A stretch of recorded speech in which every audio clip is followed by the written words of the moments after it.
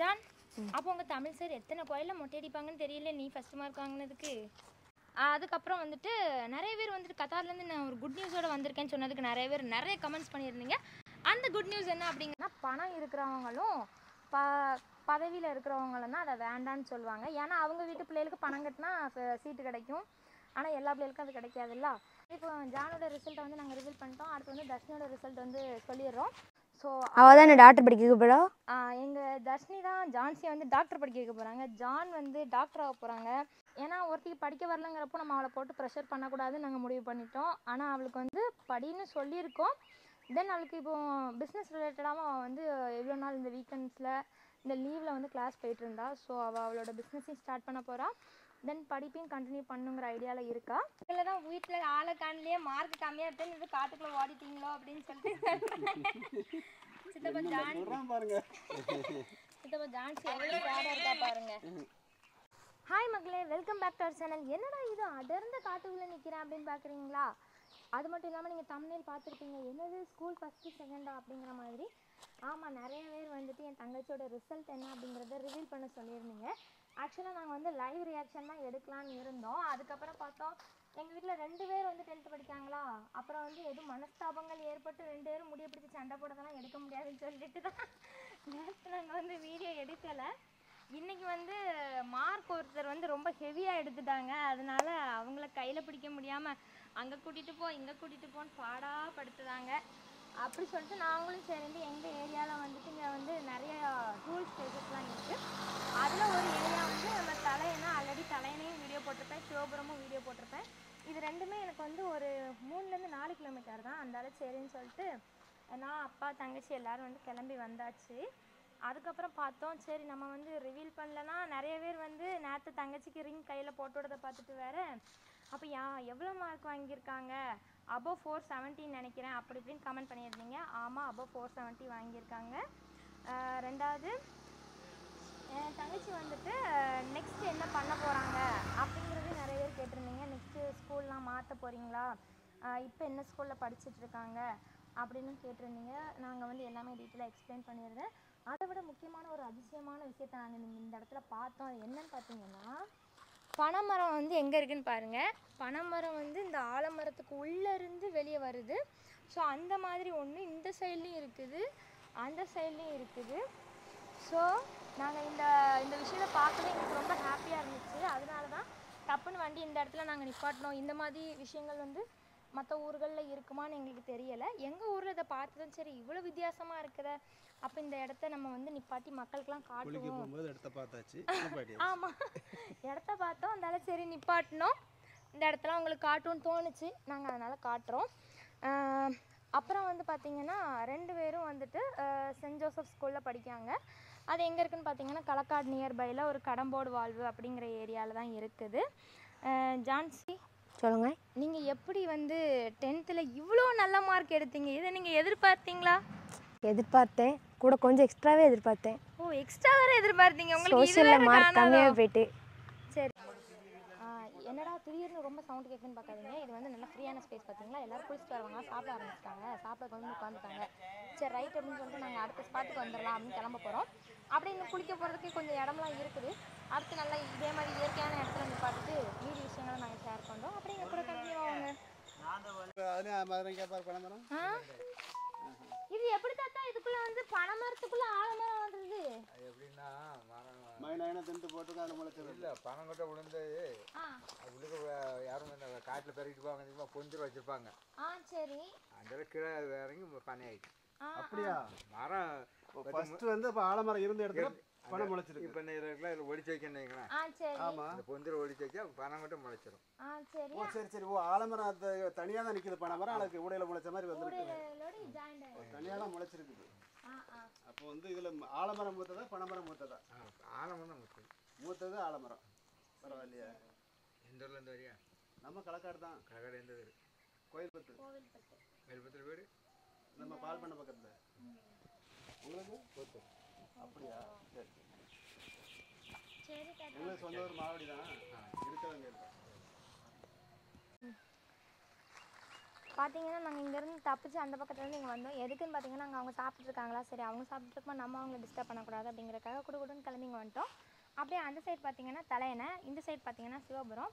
தலையணைக்கு போனால் காசு கட்டி நம்ம வந்து குளிக்கிற மாதிரி இருக்கும். சிவபுரம் போனீங்கன்னா காசு கட்டாமலே குளிச்சுட்டு வரலாம். ரெண்டாவது தலையணையில் வந்து பெரிய அளவில் ஃபால்ஸ் இருக்காது. இங்கே சிவபுரத்தில் உள்ளோடி நம்ம நடந்தே போனோம் அப்படின்னா பார்த்தீங்கன்னா கொஞ்சம் ஃபால்ஸ் ஏரியாலாம் கிடைக்கும்.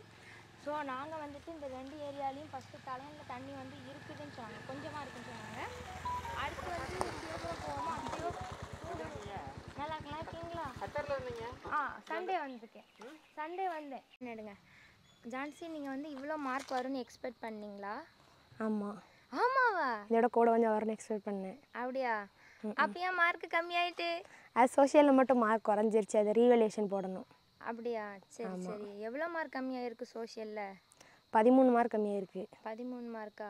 மற்ற சப்ஜெக்ட்லாம் செண்டம் போட்டிருக்கதா கேள்விப்பட்டேன். எத்தனை பேப்பரில் செண்டம் போட்டிருக்கீங்க? இங்கிலீஷில் சென்டம். இங்கிலீஷ்லையா? மொத்தமே தமிழ்நாட்டிலே செண்டம் இங்கிலீஷில் 415 பேர் தான். அதில் நீங்களும் ஒரு ஆளா? ஆமாம். எனக்கு ரொம்ப சந்தோஷமாக இருக்குப்பா, நம்ம தங்கச்சி இங்கிலீஷில் செண்டம் போட்டிருக்கான்னு நினைக்கும் போது. மேக்ஸில் சென்டம் வரும்னு ரொம்ப எதிர்பார்த்தேன். அதில் ஒரு 1 வேர்டு மட்டும் தப்பாயிட்டு. ஏன் அந்த 1 வேர்டு தப்பா வச்சு? உங்கள் சார் அது புக் இன்சைடு. ஆமாம், அது புக் இன்சைடு. அதனால சார் நேரில் பார்த்தா போட்டு அடிப்பாங்களே, இப்படி ஏன் மானத்தை வாங்கிட்டேன்னு கேட்பாங்களே, என்ன சொல்ல? சரி, மற்றபடி ஆமாம் ஒரு 1 வேர்டு மட்டும் உள்ளேருந்து வந்துருச்சாமா. மற்றபடி வேற நீங்கள் தமிழில் தமிழ் எனக்கு வரவே வராது. ஸ்கூல் ஃபஸ்ட்டு தமிழ் மார்க்கே நீங்கள் தான் கேள்விப்பட்டேன், அது எப்படி? ஆமாம், தமிழில் 98. தமிழ் எனக்கு சுத்தமாக வராது. சரி, அதாவது ஸ்பெல்லிங் மிஸ்டேக் நிறைய விடுவேன். அதுக்கப்புறம் எப்படி நீங்கள் தமிழ் ஆசிரியரோட திறமையினால வளர்த்துருக்காங்கன்னு? சித்தப்பா என்ன இந்த பக்கம்? திடீர்னு எங்கள் சித்தப்பா வேறு இந்த பக்கமாக வந்துட்டாங்க. என்ன சித்தப்பா இந்த பக்கம்னு கேட்டால், உங்களை தான் வீட்டில் ஆளை காணலையே, மார்க் கம்மியாக இருக்குன்னு காட்டுக்குள்ளே ஓடிட்டீங்களோ அப்படின்னு சொல்லிட்டு சித்தப்பா ஜான்சி எவ்வளோ சேடாக இருக்கா பாருங்க. இல்லை ஸ்கூல் ஃபர்ஸ்ட் வரல. ஸ்கூல் ஃபர்ஸ்ட் வரலையா? ஏன்? 5 மார்க் கம்மியாயிட்டு. எதனால? சோஷியலில் மட்டும் கம்மியாயிட்டு. அதை ரீவல்யூஷன் போட போகிறேன். டீச்சருக்கு துட்டுக்கிட்டு கொடுக்கலையா நீ?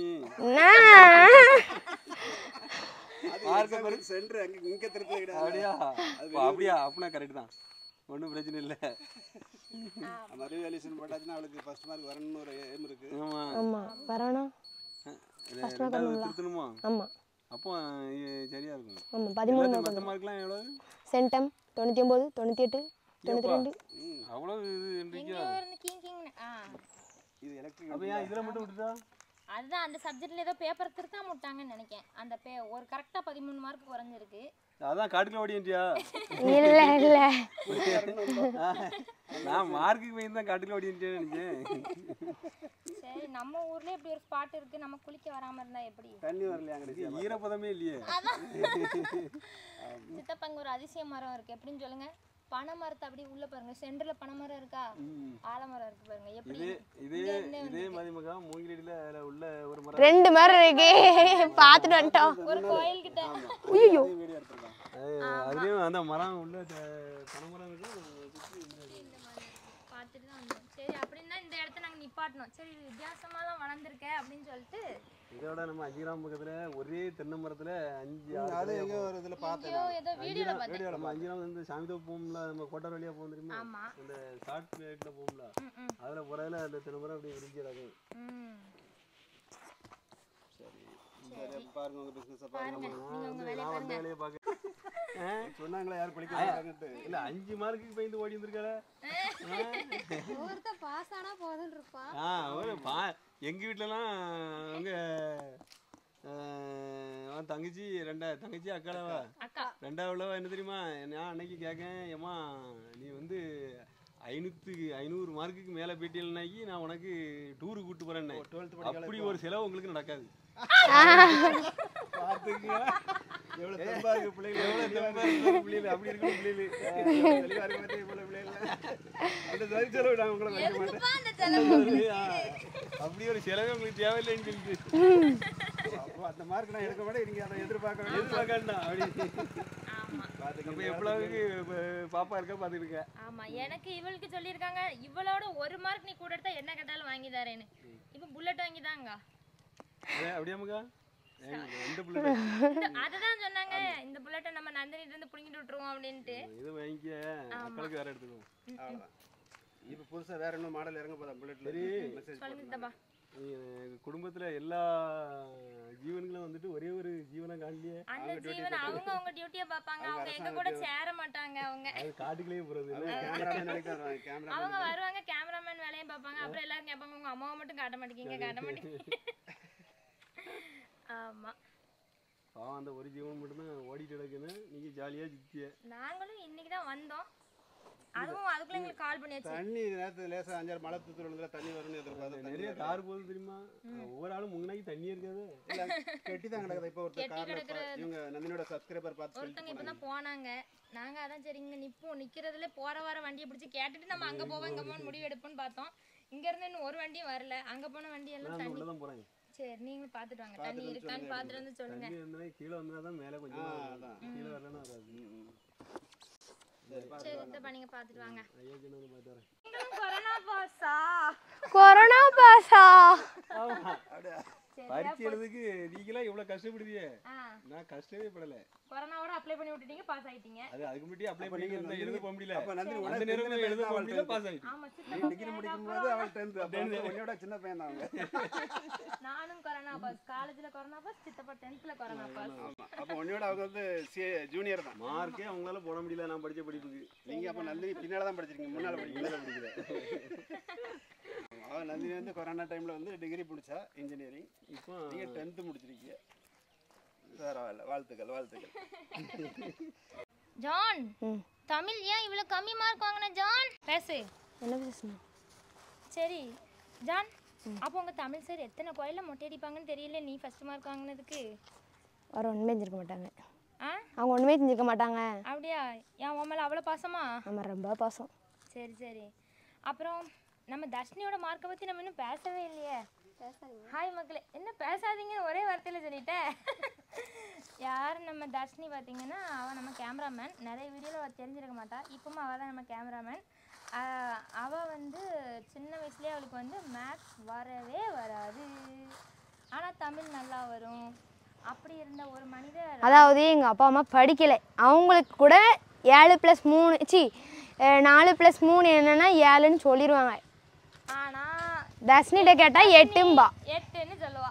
அப்படிதான் எங்கள் தர்ஷினியோட மேத்ஸ் இருந்துச்சு.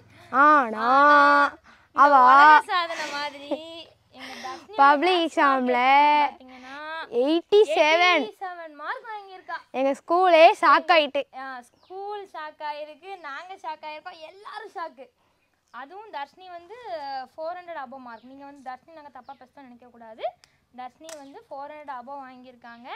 ஆனால் மேக்ஸில் இவ பண்ணது வந்து எங்கள் உலக சாதனை, கின்னஸ் ரெக்கார்ட். கின்னஸ் புக்கில் போடணும்னு நாங்கள் ரொம்ப ஆவலோட இருக்கோம். அந்த மாதிரி ஒரு விஷயங்க.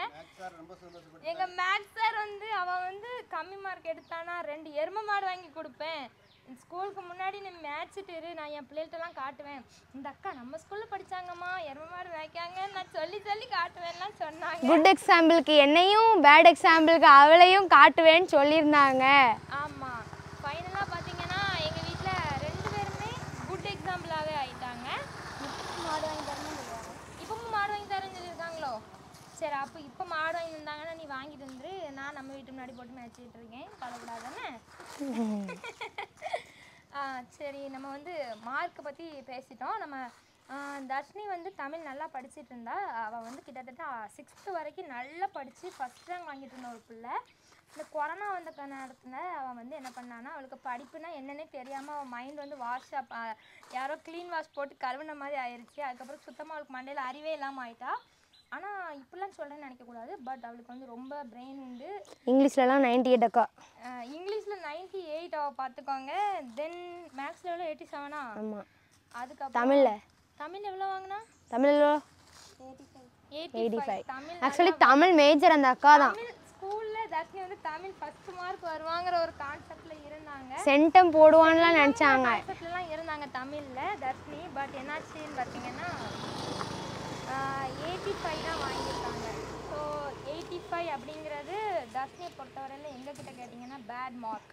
எதுக்குன்னு கேட்டிங்கன்னா நல்லா படிச்சுட்டு இருந்த பிள்ளை தமிழ் இவ்வளோ கம்மியாக எடுத்தது எங்களுக்கு யாருக்கும் மன கஷ்டம். மன கஷ்டம் மன வருத்தம். நான் வந்து தமிழில் இது வரைக்கும் 90 தொட்டது கிடையாது. என் வாழ்க்கையிலேயே 70 தான் ஹையஸ்ட் ஸ்கோரே. ஹையஸ்ட் ஸ்கோரே அதுவும் அள்ளி அள்ளி போட்டால் தான் நானே 70 வருவேன். யாராவது கொஞ்சம் கருணை பார்த்து மார்க் போட்டாதான் 70 வந்திருப்பாங்க. ஆனா எங்க ஜான்சி இந்த வாட்டி தமிழ்ல அது ரொம்ப பெரிய ஆனந்தம். இவ்வளவுக்குள்ள மார்க் வர காரணம் தமிழ் தான். தமிழ்ல தூக்குனதுனால தான் மார்க் வந்திருக்கு. அப்படி இல்ல அவ எல்லாத்துலயுமே வந்து நான் 99 சென்டம், அதுக்கப்புறம் 97 ஹையஸ்ட் மார்க் தமிழ் ஒரு முக்கியமான பாயிண்ட். அந்த மார்க் வந்தனால தான் மத்த எல்லா சப்ஜெக்ட்லயுமே அந்த மார்க் வாங்கிட்டா. ஸோ சோஷியல் ஏது குறைஞ்சின்னு தெரியல. 87 ஆயிருக்கு. ஸோ நாங்கள் ரீவேல்யூஷன் போடணும்னு இருக்கோம். ஜான்சியோட டோட்டல் மார்க் எவ்வளோன்னு பார்த்தீங்கன்னா, ஜான் நீங்களே உங்கள் வாயால் அந்த உண்மையை சொல்லுங்கள். 476 476 வாங்கி ஸ்கூல் செகண்ட் வாங்கியிருக்காங்க. நான் 480 எடுத்திருந்தோம்னா இந்த வீட்டில் எனக்கு நான் என்ன கேட்டாலும் வாங்கி தரேன் எங்கள் வீட்டில் சொல்லியிருந்தாங்க. ஆக்சுவலாக ஆமாம் 480 வாங்கினானா அவளுக்கு வந்து ஐஃபோன் 14 ப்ரோ மேக்ஸ் கேட்டிருந்தா, வேற ராயல் என்ஃபீல்டு பிளாக் கலர் கேட்டிருந்தேன், கேட்டிருக்கா, எல்லாமே உண்டுனாங்க. ஆனால் எங்கள் அப்பா வந்து நான் 460 என்னோட ஒரு மார்க் கூட எடுத்தால் கூட புல்லட் வாங்கி கொடுக்கேன்ட்டாங்க.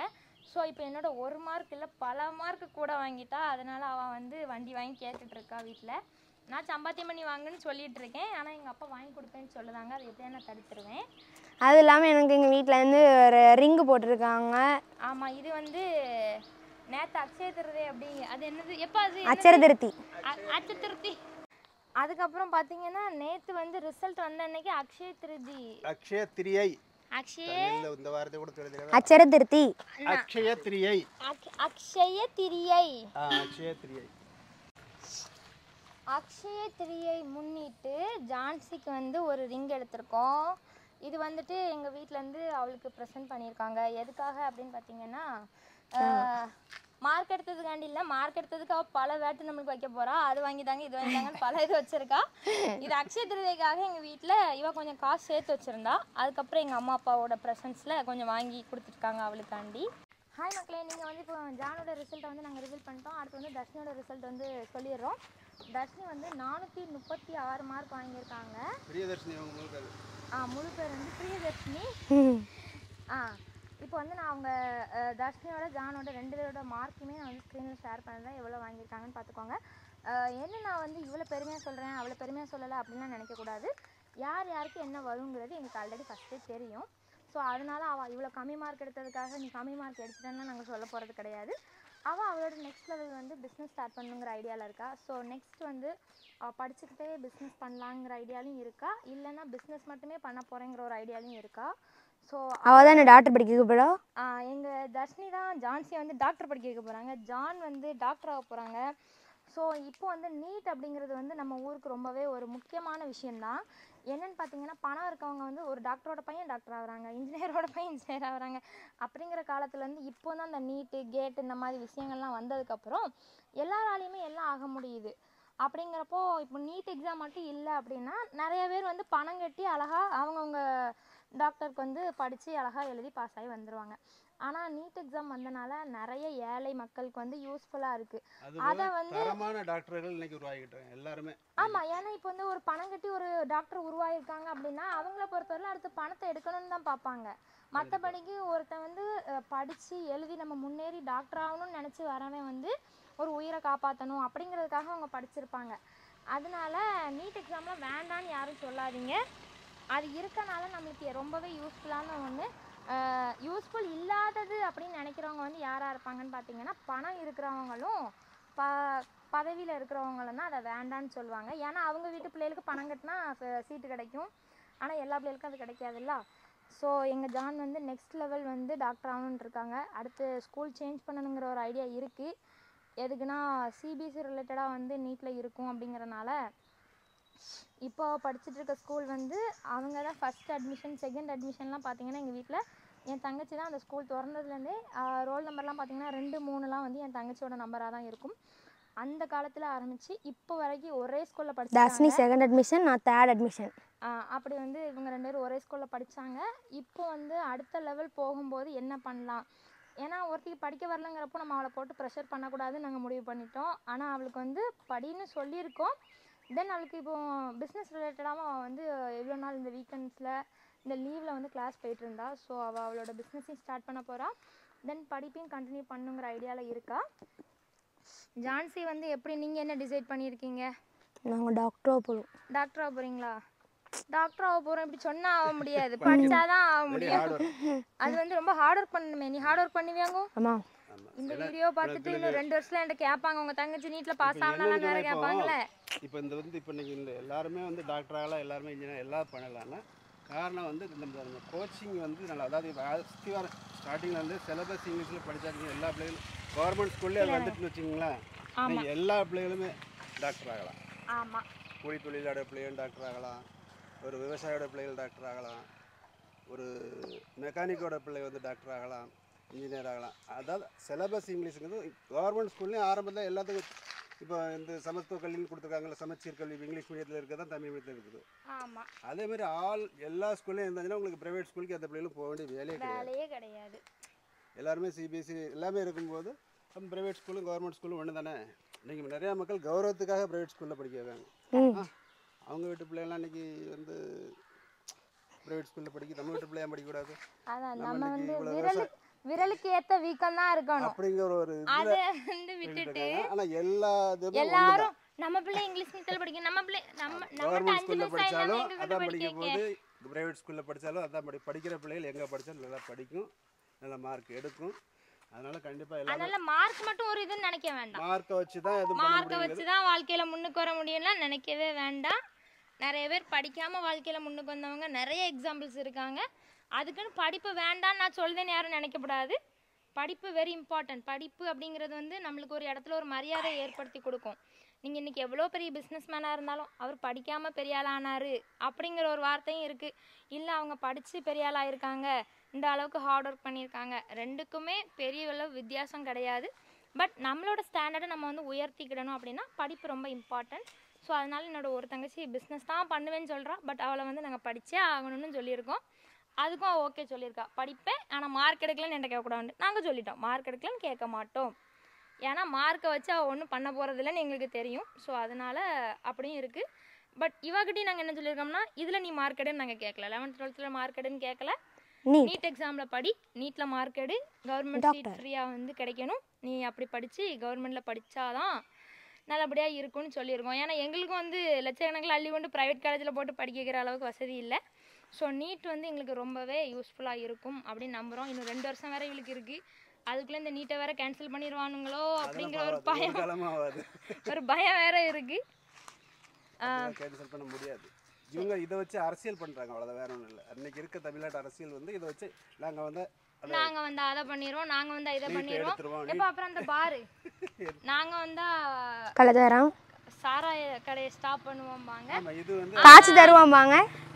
24 மணி நேர பார் வசதி இப்பொழுது உள்ளது நம் தமிழகத்தில். அதுக்கு முக்கியமான காரணம். அப்புறம் முக்கியமான விஷயம் என்னென்னு பார்த்தீங்கன்னா, நிறைய பேர் வந்து ஓட்டுக்கு காசு வாங்கிட்டு ஓட்டு போடுறோம், நம்ம வந்து உண்மையாக இருக்கணும்னு நினைப்பீங்க. அப்படிலாம் இருக்க வேண்டாம். உங்களுக்கு என்ன தோணுதோ அதை பண்ணுங்கள். யார் நமக்கு நல்லது பண்ணுவாங்கன்னு தோணுதோ அவங்களுக்கு பண்ணுங்கள். இதுவரை நீங்களே வந்து பார்த்துருப்பீங்க, தலைமுறையாக பார்த்துருப்பீங்க. அரசியல்வாதி வீட்டில் இருக்கவங்க அதே அரசியல்வாதி வீட்டிலே தான் இருப்பாங்க, டாக்டர் வீட்டில் இருக்கவங்க அதே டாக்டராகவே இருப்பாங்க. ஆனால் விவசாய வீட்டில் இருக்கவன் அதேமாதிரி விவசாயம் தான் இருப்பான், இன்ஜினியர் வீட்டில் இருக்கவன் அதேமாதிரி இன்ஜினியராக இருப்பான். அந்த மாதிரி நம்மளோட லைஃப் இன்னும் வளராததுக்கு காரணம் வந்துட்டு நம்ம இன்னும் ஏமாலியாக இருக்க வரை நம்ம ஏமாந்துகிட்டே இருப்போம். ஸோ முடிஞ்ச அளவுக்கு நல்லா எல்லோரும் படிங்க, உங்களுக்கு பிடிச்ச துறையை தேர்ந்தெடுத்துக்கோங்க. நல்லபடியாக எங்கள் 2 பேர்கிட்ட எங்கள் வீட்டில் உள்ள 2 பேர் ரிசல்ட்டையும் நாங்கள் ரிவீல் பண்ணிட்டோம். அப்புறம் நிறைய பேர் ரிவல்யூஷன் போடவா வேணாமான்னு கேளுங்க. என்னது ரிவல்யூஷன் போடவா வேணாமா, மக்களோட சஜஷன். ரிவல்யூஷன் வந்து போடணும்னு முடிவெடுத்தாச்சு. ரிவல்யூஷன் போடணும் வேணுமான்னு நீங்கள் ஒரு சஜஷன் கொடுக்கணும்னு ஜான்சி சொல்கிறாங்க. இதுக்கு ஒரு ஐடியா வேணாம். ஆமாம், அவங்க ஏற்கனவே போட்டு பார்த்துருப்பாங்க நிறைய பேர். ஜான்சி கொஞ்சம் மண்டையில் கொஞ்சம் வேலை செய்யும்ல. அதனால் இதுக்கு முன்னாடி நீங்களாம் ரிவல்யூஷன் போட்டவங்க யாராவது இருந்தீங்கன்னா போட்டு உங்களுக்கு மார்க்லாம் இன்க்ரீஸ் ஆகிருக்கா இல்லையான்னு சொல்லுங்கள். அப்படின்னா தான் என் தங்கச்சிக்கு ஒரு கான்ஃபிடன்ஸ் வரணும். ஏன்னா ஸ்கூல் ஃபஸ்ட்டு எப்படியாவது அந்த 13 மார்க் அவளுக்கு இன்க்ரீஸ் ஆச்சுன்னா அவள் தான் ஸ்கூல் ஃபஸ்ட் ஆவா. இப்போ ஸ்கூல் செகண்டில் இருக்குது. ஸோ ஸ்கூல் ஃபஸ்ட்டு ஸ்கூல் செகண்டுங்கிறத விட அந்த 13 மார்க் எப்படி போயிருக்கும், நான் எழுதியிருக்கேன் அப்படிங்கிற ஒரு கான்ஃபிடென்ஸாக ஆகிருக்கா. பேப்பர் எதுவும் திருத்தாம விட்டுருக்கலாமோன்னு எங்களுக்கு ஒரு டவுட் இருக்குது. ஸோ பார்ப்போம், அடுத்து அவளோட ரிவல்யூஷன் ரிசல்ட் எப்படி வருதுன்னு நாங்கள் பார்த்துட்டு அடுத்த வீடியோவில் அப்டேட் பண்ணுறேன்.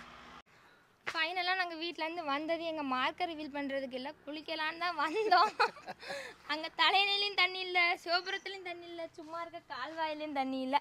ஆனால் இயற்கையான ஊர் பாருங்கள், சுற்றி முற்றி எல்லா மரமும் பச்சை பசேல்னு இருக்கா. இதுதான் எங்கள் ஊர். இந்த வீடியோ இதோட முடிச்சுக்கிறோம். அதுக்கப்புறம் வந்துட்டு நிறைய பேர் வந்துட்டு கத்தார்லேருந்து நான் ஒரு குட் நியூஸோடு வந்திருக்கேன்னு சொன்னதுக்கு நிறைய பேர் நிறைய கமெண்ட்ஸ் பண்ணியிருந்தீங்க. அந்த குட் நியூஸ் என்ன அப்படிங்கிறது ஒரு 2 to 3 வீக்ஸில் நான் உங்களுக்கு ரிவீல் பண்ணுறேன். இதே மாதிரி நம்ம வீடியோ பக்கம் நம்ம ஃபாலோ பண்ணி வச்சுக்கோங்க. டாடா.